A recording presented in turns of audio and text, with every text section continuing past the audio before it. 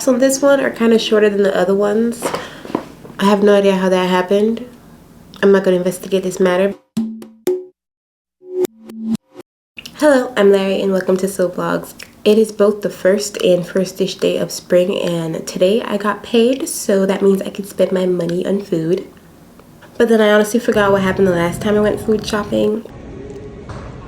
And I know what you're thinking, just buy less groceries. That's not happening. So this morning when I woke up and decided to make a peanut butter and fruit sandwich, I said to myself, I'm not going food shopping until I have bigger grocery bags. So today we're gonna make some because how hard can it be? I've had this vinyl home fabric material for a while now, mostly because I forgot what I intended to use it for, but now it's gonna be grocery bags. Yes. I don't think I've ever sewn vinyl in my life, but today's gonna be that day. I also have this pretty red, I don't know what to call this. I know it's not fabric because at one point I tried to iron it and it melted. But still, it's technically fabric, so we're gonna use this as the lining. And I also have a little bit of this in white. Again, I don't remember what this was for in the first place, but it's gonna be grocery bags. This is the schematics for my grocery bag that I made. It's pretty rough around the edges, but I will perfect it before trying to do anything else with it. Enough yapping, let's go cut. This is pretty heavy. Now I think about it. I think I won't even need to put a interface in because of how thick this material is. The only bad thing about this material is that I can't iron it if it's wrinkly, so we're just gonna have to rock with it. White barn candle. I'm gonna use my regular scissors to cut this because, yeah, we all know how that goes. So I'm just gonna cut out 2 of these pieces.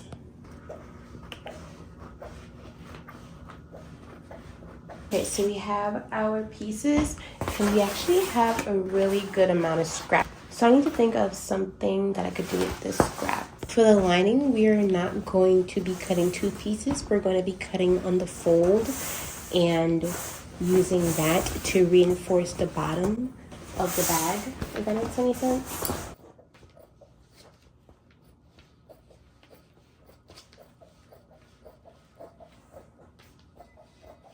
And then for our white fabric, we are just going to be cutting out these strips.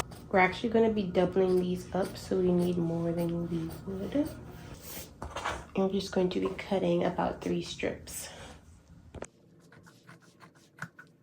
Okay, so now that we got everything cut, including all of these strips, so each grocery bag handle is going to have 2 of these that are going to be sewn together.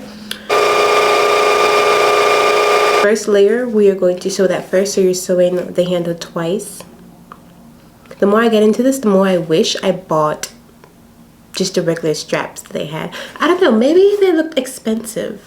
Well, the price looked expensive. It's too late. We already committed to this. So we're gonna fold this in half like that and essentially just tuck the edges.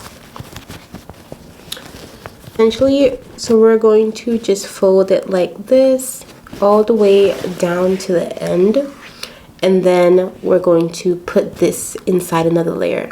Okay, so now that we have it all pinned up, we're gonna sew it. This might take a few seconds.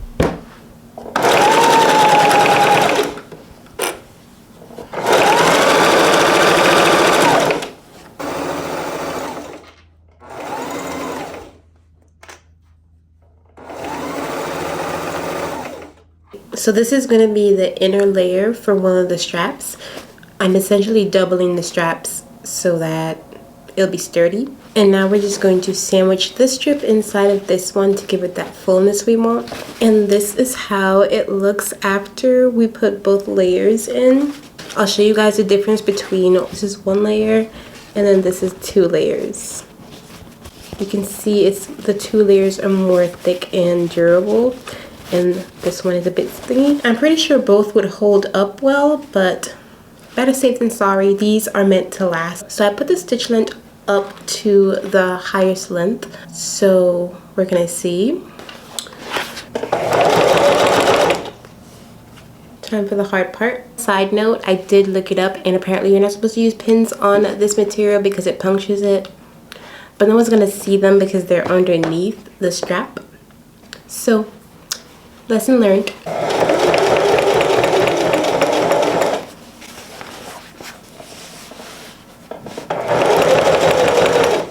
Okay, so we have one side all sewn up and it looks really cute. This is what the back stitching looks like. I don't know if you can see it though. Kind of wonky tonky, but no one's gonna see that. So we're gonna finish sewing both of the straps up on both sides, and then we're going to sandwich them together.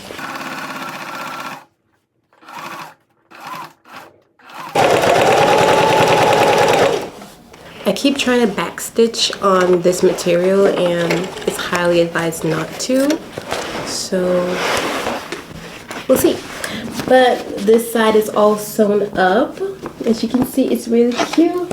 So we're gonna start the other side. Okay, so we got our two pieces sewn up, so now it's time to sandwich them together. And we are going to be connecting our lining to the top of it. Okay, so we have that all pinned up. I'm gonna sew about a ½ inch along the edge. I made sure I tucked the handles too, because that could go really bad.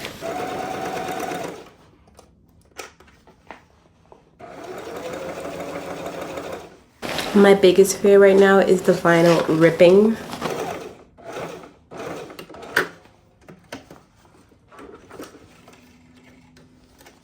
Okay, so now that we're done attaching the lining to the shell, we are going to be cutting a 4-inch square in all corners.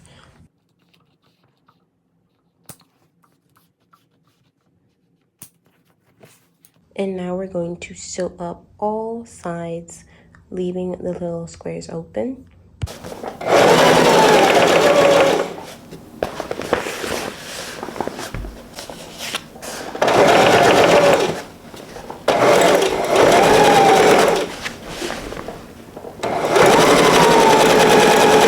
For 6 inches, and I'm just going to continue where I left this pin. Okay, so it's getting really stiff in here, but we are going to go ahead and make our boxy effect on the bottom. So we're just going to open up that square and basically get it to lay flat. Pretty difficult with this material, but we're gonna push through. Yeah. Okay, so once we get it clipped like this at the corner, we're gonna sew all 4 corners up like this, including the lining piece, and then we'll be ready to turn it over. This is probably why you've never seen vinyl grocery bags. Okay, so we're going to turn this over and see what we got. I'm gonna just stitch up this opening we have right here. I would use red thread, but I'm too lazy, so we're just going to use white. Plus it's the lining anyway, so you're not gonna see it. So we are literally 98% done. All that's left to do is stitch around the opening, and this is gonna make sure that the lining doesn't keep popping out. So we're going to stitch down the lining, and then we'll be done with this bag. And then we're gonna make 3 more because there's 2 of us in this household, which means we need 4 bags. The most difficult part of this project has been maneuvering this bag because of how thick or stiff the material is. So I think that's the biggest challenge, but overall, this feels like a really sturdy bag. Obviously, we're gonna field test it later, but right now, it's giving sturdy. Okay, so we are just about finished with our grocery bag, but I feel like something's missing. I don't know, I feel like a cute fruit or vegetable, like some sort of sticker on the side would be just so Polly Pocket coated. I honestly feel like I need that. I really need that. So I feel like we're gonna run to the store real quick. But either way, the lining is done. Everything's supposedly secured. And this is a finished bag. I know what I'm looking for, I just can't find it. This is the bacon aisle.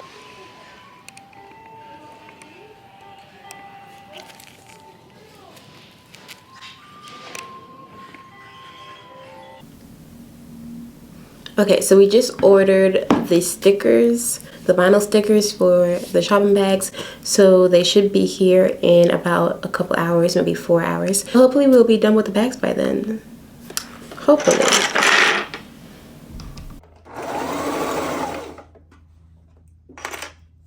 This is the inside, so it doesn't really matter as much.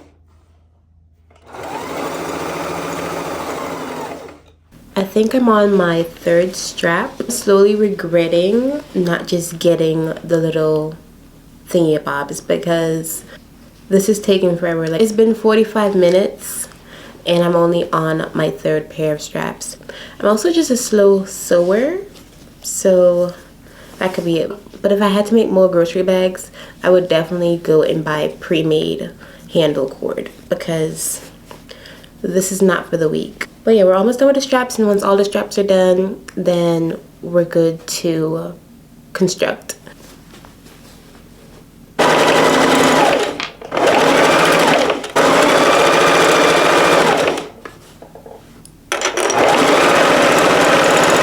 I wish I invested in pre-threaded bobbins because it would save a lot. I know it's like seen as lazy, but I support it 100%.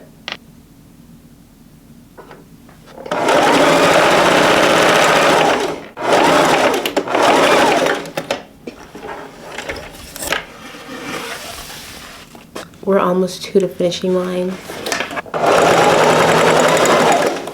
The worst part of this project is just having to turn this over. Definitely a learning curve with thicker material. Hopefully these last us a decade because I'll be very peeved if it doesn't.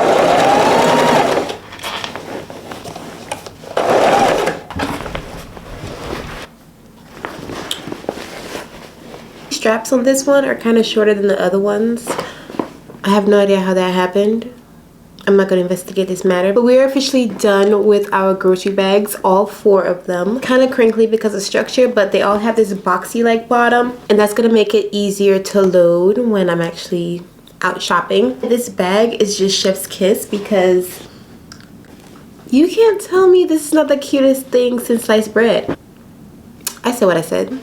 And I am able to sandwich them up and compress them for storage, so that's also good. So we have our stickers. It comes in a pack of 50 pieces, and I just have to pick out the ones that I want for the bags. I only need 4, so I just know I'm gonna overthink this, but I don't know. These bags are pretty versatile. I probably won't just use them for grocery shopping, honestly. I might also just use it as a regular tote bag on a day that I think it'll match my outfit, so we'll see. Actually, we should call Ducky. You look really pretty. The rib. What is the ribs for? This one? Like a rib rack. Yeah. Okay, so we have our stickers. Yeah, we're just gonna pop these on and we'll be done with this project. I think I'll put the mango on this one and measure downwards just in case.